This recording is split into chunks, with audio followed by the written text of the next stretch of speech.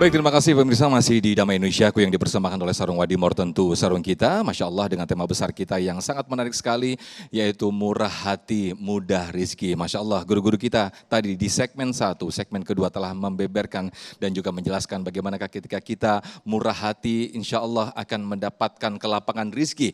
Dan di segmen ketiga ini pemirsa, Ustadz Kasifir akan menekankan kembali tema besar kita ini dengan subtema yaitu sifat dermawan dan sedekah membuka rizki. Fadal Ustadz Kasifir. Bismillahirrahmanirrahim. Assalamualaikum warahmatullahi wabarakatuh. Kalau dengar dari jawaban salamnya, saya yakin yang hadir hari ini, yang nonton di rumah tahun depan berangkat haji. Yang aminnya paling kencang berangkat duluan. Alhamdulillah wa kafa wassalatu wassalam ala rasulil mustafa sayyidina wa habibina wa qurratu a'yunina sayyidina Muhammad.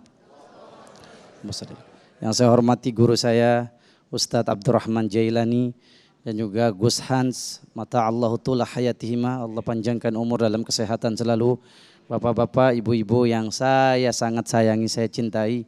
Saya ketika dikasih judul murah hati mudah rizki, tiba-tiba saya terpanggil untuk sama-sama menyimak firman Allah Subhanahu wa taala dalam Quran surat Al-Munafiqun ayat yang 10.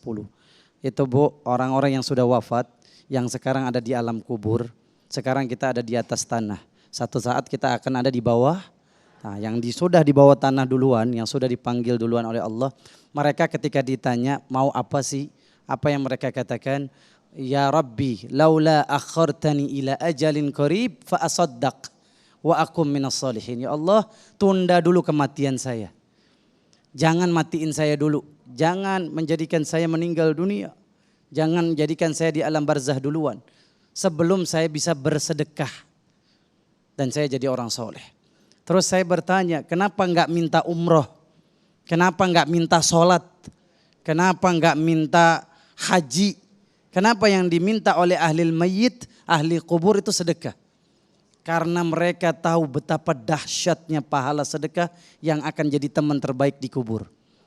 Sedekah akan jadi penerang kubur. Sedekah akan membuat kita selamat dari azab kubur. Sedekah akan membuat kita mengalir terus pahala kita walaupun kita sudah meninggal dunia. Gara-gara kita bangun masjid, selama orang pakai masjid kita pahala di kubur kita.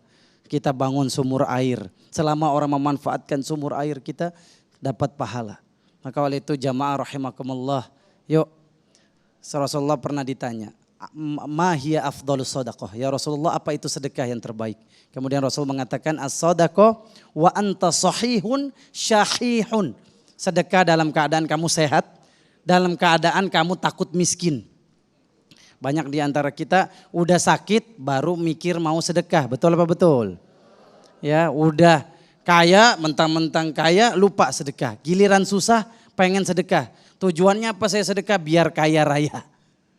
Na'udzubillahi min dzalik lah. Kita sedekah biar selamat dari azab kubur, biar dapat surga Allah Azza wa Jalla, bukan sekedar dapat dunia dari sedekah kita. Makanya saya senang dengan judulnya, murah hati mudah rizki. Orang yang sedekah dia akan dimudahkan rizkinya, dan rizki itu bukan hanya harta lagi. Bukan hitungannya sedekah 10.000 dapat 100.000. Pernah gak diajarin begitu? Man ja'a bil hasanati falahu asyru amsalihah. Ini tafsir sesat, tafsir salah.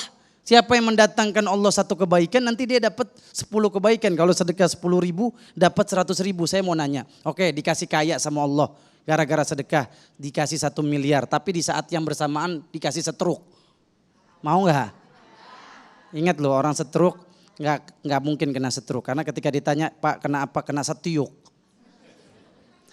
Ya, apa yang lebih mahal? Murah rizki. Yang penting alhamdulillah dengan sedekah niatin, ya Allah mudah-mudahan anak saya jadi hafiz Quran.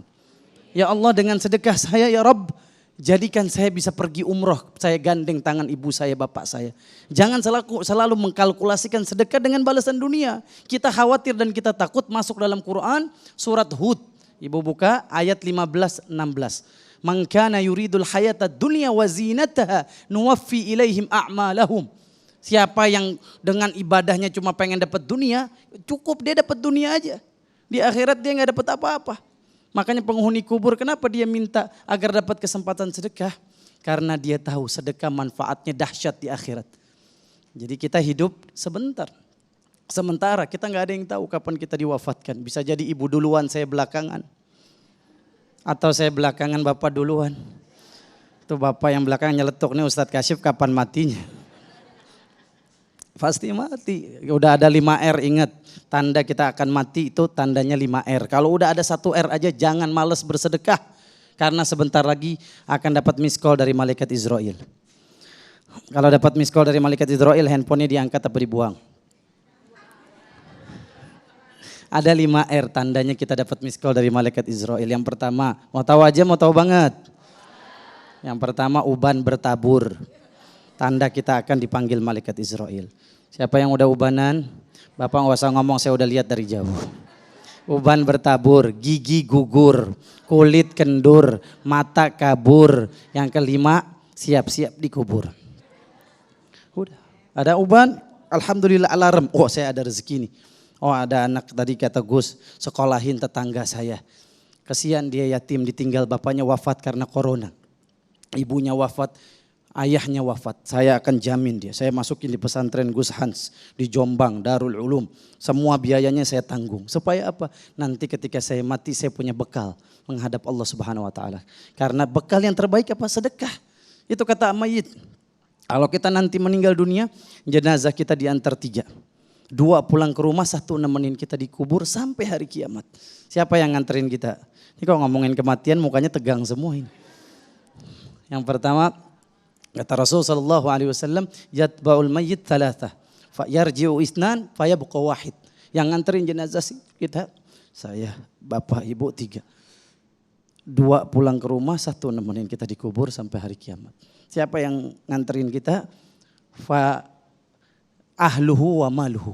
Istri kita nemenin kita. Dikubur nih dari rumah sakit mau pakai mobil ambulan. Istri kita nemenin kita. Suami kita nemenin kita. Tapi ada gak yang suaminya dikubur bareng? Istriku, karena saya cinta mati sama kamu. Nanti ketika kamu mati saya mau kain kafannya bareng sama kamu. Ada gak? Yang ada ketika istri meninggal suami ngapain? Wah. Mata satu nangis, yang satu ngelirik target selanjutnya. Gak nemenin, gak ada cinta sejati. Suami dia ada ketika kita wafat bisa jadi dia nikah lagi. Begitupun istri. Saya meninggal bisa jadi istri kita menikah dengan orang lain. Maka kemudian harta kita yang kita mati-matian jabatan. Walaupun dengan sogok, walaupun dengan suap kita ambil itu jabatan. Ketika kita mati gak nemenin kita. Pelang, presiden direktur gak kita bawa. Ada gak yang kain kafannya dijahit presiden direktur gitu, ada gak? Tidak bertitel kain kafan. Kemudian siapa yang menemani kita dikubur sampai kiamat? Faya baqa amaluhu, kata Rasulullah SAW, yang abadi nemenin dia dikubur amal dia. Apa yang terbaik? Afdolul a'mal, sepakat para ulama ngambil ayat Al-Munafiqun ayat 10. Afdolul a'mal as-sadaqah. Sedekah yang terbaik adalah sedekah. Udah habis belum nih Ustaz Sofyan? Masih ada nih. Masih ada 2 jam lagi. Terakhir. Sedekah bukan hanya memurahkan rezeki kita, memudahkan rezeki kita, tapi bisa menyembuhkan penyakit. Dan ini rezeki yang paling mahal yaitu kesehatan. Orang yang sedekah terhindar dari segala macam penyakit, bahkan bisa sembuh dari penyakit. Saya punya syekh, namanya Syekh Muhammad Al-Arifi, dia cerita. Di Jeddah ada seorang ibu, anaknya memasukkan ibunya masuk ke ruangan ICU. Ibunya sakit keras. Sampai kata dokter, mohon maaf lahir batin, mungkin ibu kamu beberapa hari doang dikasih kesempatan hidup. Udah doa, Pak, tahlilan, sudah undang orang-orang doain ibu kamu. Akhirnya apa yang terjadi? Ibu dia pasrah. Kalau dokter udah ngomong begitu, udah pakai alat pacu jantung, pakai ventilator, saya pulang ke rumah. Saya mau ajak istri saya, mau informasikan anak saya. Ketika itu di tengah jalan dia mau isi bensin, Bu. Dia mau isi bensin. Dia buka kaca lihat seekor kucing menjulurkan lidahnya di pasir. Saking kehausan kucing ini. Kucing ini gak ada yang peduli. Kucing ini gak ada yang perhatikan. Akhirnya dia datang ke Bakola. Bakola itu minimarket, warung. Dia beli ikan tuna. Dia kasih kucing itu karena dia gak tega. Ini kucing makan. Setelah itu dia hatinya gak tenang lagi. Saya mau balik. Saya takut terjadi apa-apa sama ibu saya. Saya takut terjadi sesuatu yang membuat saya hancur hati saya kalau kehilangan ibu saya.